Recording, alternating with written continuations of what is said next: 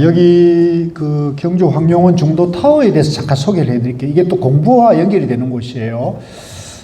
중도타워라는 곳은 이제 2016년에 이게 만들어졌어요. 누가 세웠을까요? 절에서 세웠을까요? 네, 이게 절에서 한 게 아니고 독실한 제가자가 사업을 좀 잘해서 사업을 성공적으로 해서 돈을 많이 벌었어요. 그래서 이제 그 자기가 번 돈으로 세상에 좀 좋은 일 하고자 이걸 이제 사비로 이렇게 세웠습니다. 그래서 그 이제 스토리를 잠깐 말씀을 드리면 그분이 이제 동국산업의 장상근 회장이라는 분이에요. 연세가 거의 90 가까이 되는 분이어가지고 지금은 이제 많이 연로하시는데 저는 한 두세 번 정도 뵀는 것 같아요. 제 기억에. 그분 얘기를 잠깐 들었는데, 이분의 이제 아버님이 그 유명한 대원 장경호 거사라고, 지금 저 서울에 가면 마포에 불교방송 빌딩이 있잖아요. 그 빌딩 이름이 다보 빌딩인데, 그 빌딩을, 건립하도록 재원을 출연해서, 대한불교진흥원이라는 법인이 이제 만들어졌어요. 그 전에는 이제 이분이 대원 장경호 거사라는 분은 동국제강의 이제 창업주예요. 이제 돌아가셨죠. 동국제강의 창업주인데 이분이 이제 부산이 고향이신데 부산이 이제 그 불심이 강한 도시죠. 그런 인연이어서 그런지 이제 어렸을 때부터 절에 다니시고 그러다가 결혼도 하시고 28살에 참선을 열심히 하다가 뭔가 좋은 그런 깊은 삼매를 체험했던가 봐요. 그래서 이제 당신 표현으로는 덕력을 했다 그래요. 이제 참선을 하다가 덕력, 공부의 힘을 얻었다 이렇게 표현을 하시거든요. 그러니까 이분이 이제 젊은 나이에 공부를 해서 공부의 힘을 탁 얻고는 앞으로 내가 인생을 어떻게 살 것인가를 이제 생각을 해보게 됐대요. 그래서 결론이 이제 기도를 해서 낸 결론이 사업보국이라고 한자로는 사업보국 했는데 이제 우리가 조금 쉽게 설명하면은 사업을 일으켜서 나라에 도움되는 일을 하자, 세상에 도움되는 일을 하자라고 이제 기도 원력을 세워가지고 동국제강이라는 그 지금이야 이제 세계적인 큰 철강 회사가 됐는데 그때는 그냥 부산 영호동이라는 그 동네에 목공장을 차렸대요, 목공장. 그래서 조그만 이제 목공장을 시작했는데, 웬걸 전쟁이 터지는 바람에 부산은 이제 전쟁의 피해를 안 입었잖아요. 모든 사람들이 피난으로 밀려오고 또 집이 다 부서지고 판잣집 짓고 이러니까 못이 이제 특수가 난 거예요. 그러니까 이게 돈이 그냥 부산에 입지에서 돈을 이제 대박이 난 거죠. 그래서 이제 돈을 사업을 해서 저기 돼서 서울로 진출하고 이렇게 해가지고 이제 동국제강이 그 80년대, 90년대까지만 하더라도 뭐 30대 재벌이니 이렇게 해가지고 굉장히 성공한 분으로 지었죠. 그래서 당신이 이제 사업을 성공을 하시고는 늘 이제 불심이 있는 분이니까 이제 불교에 도움되는 일을 해서 지금 그 서울의 남산 쪽에 가면은 남쪽 그 이태원 쪽으로 거기 대원정사라는 절을 이제 짓고, 그 다음에 거기에 시민 선방을 제가자가 한 그 우리나라의 아마 최초의 시민 선언을 거기다 개원을 해요. 그렇게 해서 이제, 도심에 이제 참선을 보급하고 대중화하고 그렇게 활동하셨고요. 그래서 그 남산의 대원정사와 그 절을 만들 때 이분 아드님이 이제 이 대원 거사님의 아드님이 많아요. 이분이 상당히 다복하셨던 것 같아요. 그래서 5번째 아들이 장상근 회장인데 막내였대요. 그래서 이 막내를 데리고 다니면서 저를 불사하고 이러면 회계나 이런 일을 다 맡겼던가 봐요. 그래서 뭐 다 그 아드님들이 다 훌륭하시고 잘 되셨지만은 그 중에서 이 5번째 아드님이 아버님에 대한 그런 신심을 가장 많이 물려받은 걸로들 얘기를 하셔요.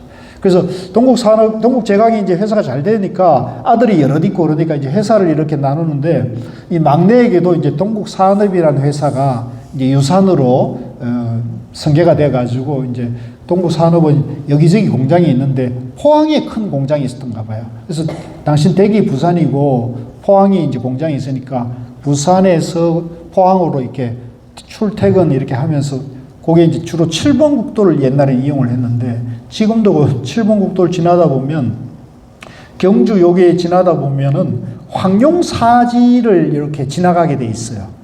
그래서 이제 늘 그 신문에 날 때마다 뭐 대통령 선거나 국회의원 선거가 있을 때마다 대선 공약 중에 하나가 황룡사지 구청 목탑을 복원한다 이런 기사가 이제 대통령들마다 공약을 내걸고 그랬는데 공약이 공약이잖아요. 한 번도 제대로 이루어지지 않고 그러니까 이제 이분이 오가면서 아이고 이러다가 내 나이 내가 살아 있을 동안에 저거 보고 할 수 있겠는가 이런 생각을 했던가 봐요. 그래서 이제 늘 이게 제대로 안 되고 또 최근에 알아본 바로는 우리나라의 이제 목수들께서 이 4층 이상의 목조 건물을 올릴 아직 기술이 지금 없대요. 그러니까 옛날에는 그런 전부 나무로 건물을 그 목수들 때 했으니까 9층 탑 짓는 것도 그게 가능했지만 지금은 4층 이상 집을 지어본 분이 한 번도 없다는 거예요. 그러니까 이게 자신이 없는 거죠. 그래서 그러니까 이제 복원한다 하더라도 뭐 정치인들이나 이런 분들 이렇게 말은 할 수 있지만 기술적으로 지금 불가능한 얘기니까 이제 안 되는 걸로 결론나니까 이분이 이제 낙심해서 그러면 내가 당신이 이제 철강 회사를 하고 있으니까 또 이분이 또 아버님에게 회사 물려받은 것만 아니라 그 물려받은 회사를 잘 경영해가지고 회사를 몇 배를 키웠어요. 크게 키웠어요. 그러니까 사업도 잘 하신 거죠. 그러니까 이제 거기에서 돈을 많이 버시니까 내가 뭐 죽을 때 이제 가져갈 것도 아니니까 내가 세상에 좀 좋은 일을 해자. 그래서 에라이 내가 짓자 이래가지고 이제 이 세울 곳을 구청 목탑지를 철골조를 이용해가지고 이제 외관은 한옥을 지금 몇 개가 그렇게 돼 있지 않습니까? 그 현대식으로 이제 외형은 이제 전통을 따되 현대식으로 하자 이렇게 해가지고 땅을 이제 알아보러 여기저기 많이 다녔대요. 그래서 이제 가장 마음에 드는 곳이 해운대 쪽에 바닷가에 근사한 땅이 나가지고 그걸 이제 계약을 하려고 그랬는데 누가 갑자기 경주에 여기 이제 여기죠. 보문 관광단지에 청소년 유스 호스텔을 지으려고 했는데 청소년 수련관 지으려고 했는데 땅이 매각이 안 돼가지고 이 땅이 이제 남아 있다는 거예요. 그 얘기를 듣고는 당신이 경주고 또 보문 관광단지면 사람들이 많이 오가니까 거기다 지으면 여러 가지로 더 의미가 있겠다 해가지고 이제 요 땅을 사들인 거죠. 오늘 이제 사들여가지고 이제 땅이 크지 않습니까? 그리고 앞으로 이게 이제 운영 문제도 있을 수 있으니까 저쪽은 이제 그 연수동이라고 그래가지고 동국 산업의 연수원 시설로 지었습니다. 그리고 요 이제 가운데로 해가지고 이쪽은 이제 탑을 올리면서 요거는 이제 연수원하고 분리시켜가지고 요쪽은 이제 재단법인 중도라는 이름으로 법인을 하나 만들고 당신이 이제 사재를 여기다가 넣어서 기부를 해가지고 사회적인 환원을 한 거죠. 거기에서 재원을 해서 이제 여기 제가 듣기로는 한 500억 정도가 들었다 그래요. 지금 보면 이게 전부 개인이 세운 것이죠. 예, 그래서 그 회사가 마침 철강 회사이기도 하고 또 건설 회사도 가지고 있어요. 그래서 철강 회사에 이제 건설 회사를 해가지고 이렇게 이제 세운 게 이렇게 된 거죠. 그래서 이제 제가 이제 2004년에 이제 저건 조계종 총무원에서 한 20년간 일을 했었어요. 제가 종문으로 일을 하다가 그러다가 이제 고우 스님을 만나가지고 제가 이제 참선에 눈을 뜨고 또 공부를 좀 해보니까 이제 특히 이제 성철 스님 101번문을 보라고 말씀을 하시더라고요. 그래서 한 10번쯤 읽으니까 이제 그 101번문 상권에 부처님의 깨달음이 중도 연기라는 것을 이제 확실히 해야 한다는 말씀을 고스님이 지침을 주셨어요. 그래서 이제 그 지침을 받아가지고 한 10번쯤 읽으니까 그게 이해가 되더라고요. 그래서 이게 불교의 핵심, 불교의 근본이 중도구나. 이걸 이제 이해하니까 그 고우스님 말씀대로 팔만대장경의 핵심이 중도라는 거예요. 팔만대장경의 핵심이 중도라는 거예요. 그게 이해되면은 중도 연기가 이해되면 팔만대장이 다 이해된다는 거예요. 그래서 저는 처음에는 그럴 수 있을까 했는데 제가 그걸 10번쯤 읽어서 이해가 좀 어느 정도 되고 팔만대장경을 보니까 초기경전이든 대성경전이든 선어록이든 논서든 이걸 보니까 다 이게 막힘이 없어지더라고요. 너무 좋잖아요. 저도 어렸을 때 공부할 때는 이게 막 너무 어렵고 여기서 이 말하고 저기서 저 말하고 경전이 다 같지 않아요. 경전이 어마어마하게 뭐랄까 다양해요. 예를 들면은 어디 가면은 이제 초기 경전의 초전법령경에 가면 부처님이 첫 번째 설법에서 나는 괴로움과 즐거움의 양변을 버리고 중도를 깨달았다 이렇게 하거든요. 근데 또 좀 이따 그 뒤에 보면 중도는 팔정도다 그래요. 또 팔정도 얘기하면서 또 이번에 사성제 얘기를 하거든요. 그러니까 이게 부처님 깨달음이 중도, 팔정도, 사성제 또 다른 경전에 가면 영기가 나오잖아요. 영기, 삼법인, 무아, 공. 이 너무나 다양하죠. 그래서 이제 사실은 저도 그렇지만 많은 사람들이 불교 공부를 하다 보면 혼란을 일정하게 느낍니다. 그리고 자기가 어떤 전통에 따라서 하느냐에 따라 가지고 또 시각이 정반대로 가 있는 경우도 있죠. 지금 이제 우리나라뿐만 아니라 전 세계적으로 이제 우리는 지금 대성문화권에서 불교를 공부를 했지만은 대성문화권과 달리 저 남방 상자부 성가 전통의 공부는 주로 이제 초기경전과 초기경전의 논서인 청정도론이라는 아비담마 그 불교라는 걸 공부를 하거든요. 그러니까 이게 상당히 달라요. 그래서 어떤 전통에 자기가 불교를 공부하냐에 따라 가지고 상당히 모순과 갈등을 많이 느낍니다. 다투기도 하고요. 그런데 이제 저는 그 101번문을 읽고 그게 중도 연기가 이해되니까 대성경전도 이해되고 선어록도 이해가 되고 초기경전도 이해가 되는 거예요. 좋겠습니까? 안 좋겠습니까? 정말로 저는 어떻게 보면 맞는 키를 하나 얻은 거죠. 맞는 키가 뭐예요? 중도라는 거죠. 중도가 맞는 키. 이 중도만 알면 초기경전도 이해되고 대성경전도 이해되고 선어록도 이해되고 또 이뿐만 아니라 이러한 그 자기가 공부한 지혜를 잘 바른 안목을 갖춘 이제 우리가 팔정도에서 말한 정견을 세우면 세상의 모든 크고 작은 문제도 중도의 정견을 딱 세우면 그게 딱 답이 나와요. 좋겠습니까? 안 좋겠습니까? 이거 어마어마한 거예요. 이거 어마어마한 거예요. 제가 지금 말로 얘기하는 것보다 더 위대한 얘기예요, 그거는. 그래서 좀 어쩔지 모르겠습니다만 저는 그게 어느 정도 이해되니까 이걸 좀 운동을 하고 싶은 거예요. 이 중도에 대한 운동을 하고 싶은 거예요. 왜? 좋은 거니까, 그죠? 그래서 나 혼자만 누리기에는, 너 혼자만 알기에는 너무 아깝다는 생각을 가지고 이제 제가 조계종 총무원에 있으면서 이 운동을 했습니다. 여러 가지 운동을 많이 했는데, 근데 이제 저 나이가 50대고 또 이제 제가 아무래도 머리 기른 사람이다 보니까 조계종 총무원들은 이제 스님들이 모든 결정권을 행사하고 그러지 않습니까? 그러니까 이제 그런 부분에 제가 조금은 한계를 많이 느꼈어요. 그래서 이렇게 해서는 안 되겠구나.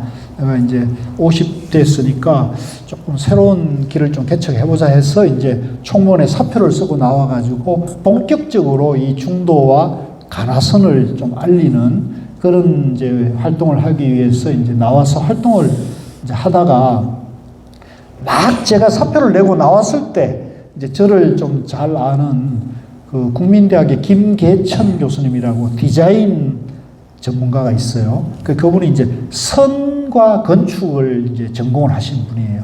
그래서 그분이 이제 여기 회장님 그 인연으로 해가지고 여기 와서 이제 인테리어라든가 이런 것을 이제 자문을 해주고 있는데 무슨 일 때문에 이제 만났는데 저보고 어유 교수님 잘 됐다 그러면서 저하고 경주에 이런 걸 짓고 있는데 가셔서 좀 그 명상이라든가 명상 프로그램 운영 문제를 좀 의견을 주면 좋겠다. 그래서 그 탑 이름이 중도타워라고 그랬던 거예요. 그러니까 저는 완전히 중도에 꽂힌 사람이어서 중도라면은 세상 어디도 찾아가는 사람이니까 잘 됐다. 그래서 이제 내려와서 이제 회장님 만났습니다.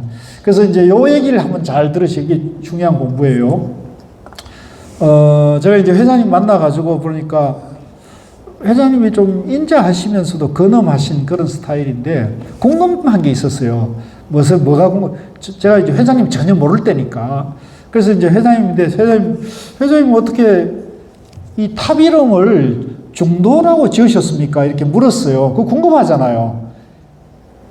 2016년쯤 된 것 같습니다. 16년쯤 물었더니 회장님이 불교의 핵심이 중도 아닙니까? 이러시는 거예요. 약간 반어법을 쓰면서 불교의 핵심이 중도 아닙니까? 이런 얘기 하는 거예요. 그래서 내가 지금까지 살아오면서, 내가 지금까지 불교 공부를 하면서 불교의 핵심이 중도라는 말을 하신 분은 내가 직접 들은 분은 고스님밖에 없었거든요. 직접은 못 들었지만 백일본문을 통해서 성철 스님이 말씀해놨죠. 그 위에는 이제 부처님이 얘기하신 거고. 그 부처님이 중도다. 그 다음에 이제 성철 스님이 중도가 핵심이다. 그 다음에 고우 스님이 이제 중도가 핵심이다. 이런 얘기를 하셨잖아요. 근데 스님과 제가를 통틀어 고우 스님 이후로는 이 장상근 회장님이 처음 그 얘기를 하시는 거예요. 그래서 굉장히 나는 충격을 받았어요. 놀랍어요. 이분이 불교 공부를 상당히 깊이 하신 분이구나. 이런 걸 알았죠. 네. 그래서 이제 두 번째 질문.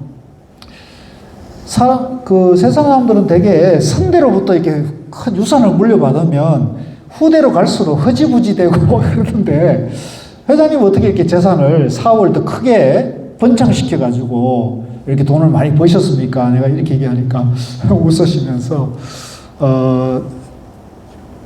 자기는 영남 사람인데, 이분이 이제 부산 사람이잖아요. 자기는 영남 사람인데, 임원들을 승진시킬 때 호남 사람을 차별하지 않았습니다. 얘기하는 거예요. 재밌죠? 나는 영남 사람이지만 회사의 임원들을 승진시킬 때 호남 사람들을 차별하지 않았습니다. 그 얘기는 반어법이지만 나는 중도로 경영을 했다. 이런 얘기입니다. 예. 영남이니 호남이니 좌나 우니 뭐 노니 산이 이런 걸 차별하지 않고 다, 그죠? 예, 인재를 잘 두루두루 잘 등용을 했다는 얘기 아닙니까? 그게 이제 우리 지금 현대적으로 말하면은 중도 경영이 되는 거죠. 그러니까 중도를 이분이, 불교의 핵심이 중도라는 걸 이해만 한 게 아니고 실제 이분이 사업을 하는데 중도로 경영을 했기 때문에 회사가 이렇게 잘 됐다라고 얘기하는 거죠. 의미가 있죠? 예, 그래서 그게 이제 두 번째고, 세 번째는 또 질문을 했어요. 세 번째는, 아이고, 회장님, 아무리 그래 사업을 잘해가지고 돈을 많이 벌어도 되게 그 큰 돈을 벌면 자식들인데 물려주기가 쉬운데 어떻게 이런 걸 이렇게, 이렇게 큰 돈을 들여가지고 이렇게 지을 생각을 하셨습니까? 했더니, 아이고, 뭐 내가 죽을 날이 얼마 남지 않았는데 그 돈을 아무리 많이 번들 관 속에 넣어갈 것도 아니고 또 뭐 자식들인데는 적당하게 됐으니 해놨으니까 세상에 좀 도움되는 일을 하고 싶었습니다. 이렇게 얘기하는 거죠. 그러니까 사회 환원을 한다는 얘기죠. 그러니까 그 얘기를 딱 들으니까 이분이 저는 우리 장상근 회장님이 불교의 핵심이 중도라는 것도 이해하신 분이고 또 회사의 경영을 중도 경영을 하신 분이에요. 그러니까 이제 중도를 실천하신 거죠. 또 마지막에 당신이 그런 중도 경영을 해서 부처님의 지혜로 큰 돈을 벌어도 그것이 나 개인의 돈이 아니라 사회적으로 또 부처님 가르침에 도움이 되는 방향으로 이렇게 중도 타워를 만들어서 이제 환원을 한 거죠.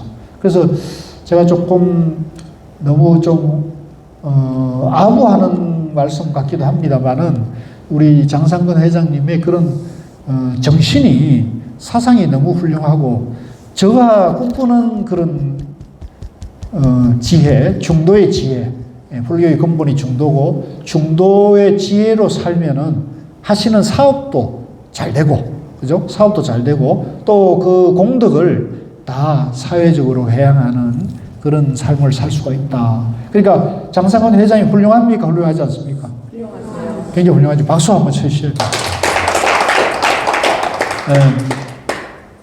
죄송합니다만 제가 아직 제가자로서 이렇게 훌륭한 삶을 살고 계신 분은 내가 만나지 못했는데 정말 나는 운이 좋게도 장상근 회장님 만났어요. 밥도 얻어먹었습니다. 그래서 그 말씀을 듣고 제가 너무 감동을 했어.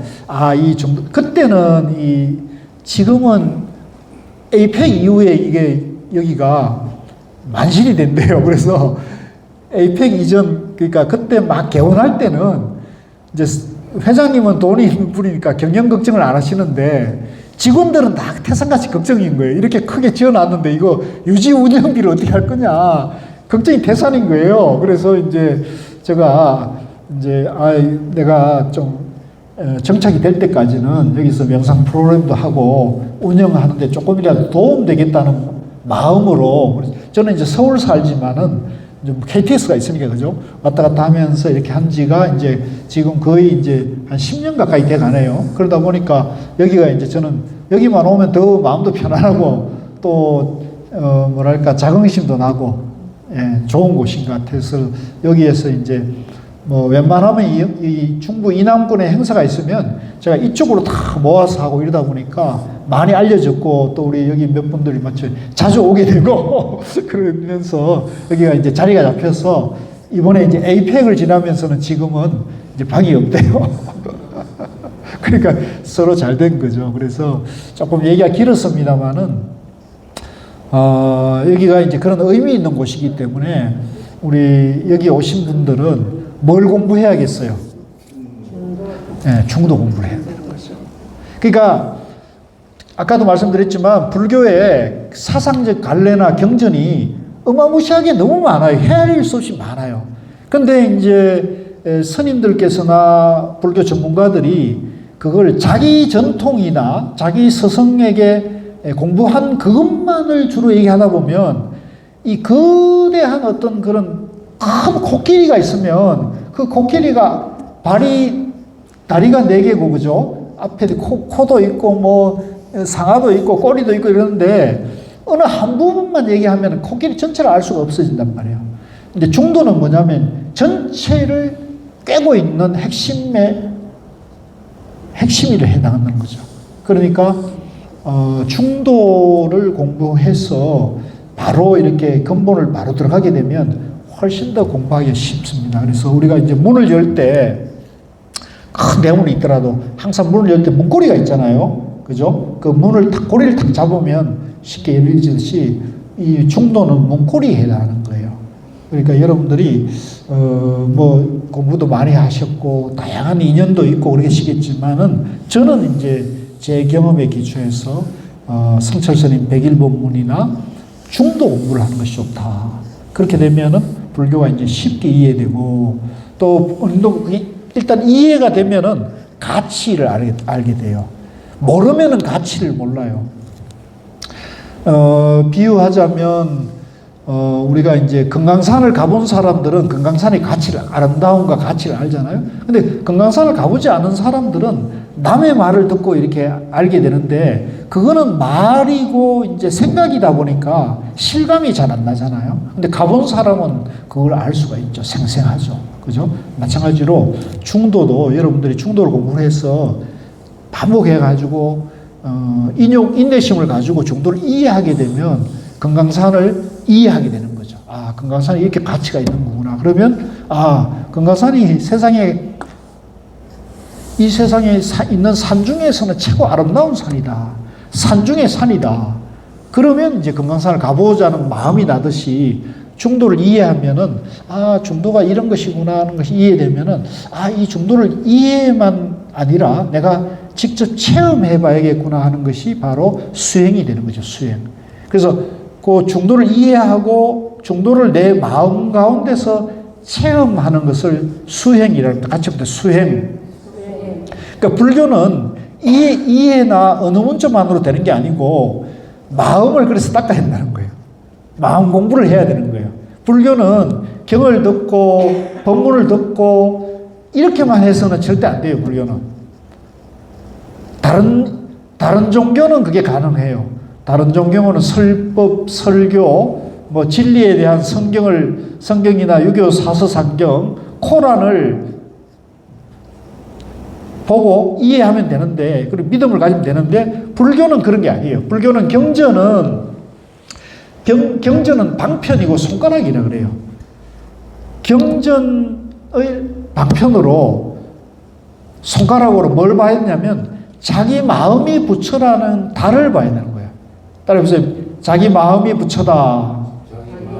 그러니까 여기 있는 모든 사람들의 마음이 그대로 부처라는 거를 중도라 그래요. 중도라 그래요. 그래서 우리가 이제 경전을 보거나 위대한 법문을, 훌륭한 법문을 듣더라도 그 경전과 법문을 통해서 자기 마음을 밝혀야 돼요. 이게 굉장히 중요합니다. 초점은 항상 자기 마음에 둬야 됩니다. 그래서 자기 마음을 밝히려면 수행을 해야 되는데, 뭐 수행 방법도 너무나 많죠. 참선도 있고, 연불도 있고, 주력도 있고, 경전 보는 것도 있고, 또 비파사나도 있고, 사마타도 있고, 자비명상도 있고, 수행 방법도 너무나 다양해요. 다양한데 고우 스님께서나 성철 스님처럼 우리 한국 불교의 전통 조사 선지식들께서는 화두가 좀 빠르다는 거예요. 그래서 저도 이제 고우 스님을 법문을 통해 가지고, 성철 스님, 고우 스님 법문을 통해 가지고 제 마음이 조금 밝아진, 완전히 해결된 건 아니에요. 근데 조금은 밝아졌어요. 그래서 요 조금 밝아지게 하는데 가장 빠른 효과를 주는 게 화두다는 거예요. 네, 빠른 게. 그래서 다 좋아요. 다. 비파사나도 좋고, 연불도 좋고, 다 좋아요. 자비명상도 다 좋습니다. 현대 뭐 MBSR 이런 현대 명상도 다 좋습니다. 다 좋은데 이 빨리 가고 싶은 사람은 화두를 한다. 빨리 가고 싶은 사람. 아시겠죠? 네. 그래서 이렇게 딱 정립을 하고, 그죠? 아니, 하도 안 되면 다른 거 해도 괜찮아요. 다른 게 하는 게 잘못된 건 아니에요.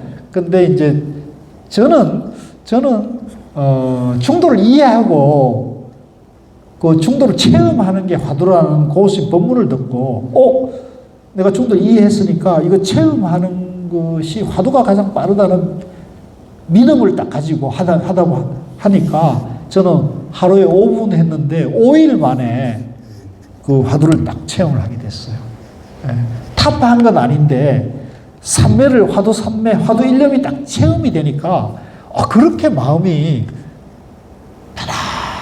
편안하고 마음이 환하면서도 편안하고 고요하면서도 이 몸이 깃털처럼 가벼워지, 공중부양하는 것처럼 이게 하늘로 몸이 이렇게, 그런 체험하게 됐어요. 5분을 했는데 5일 만에.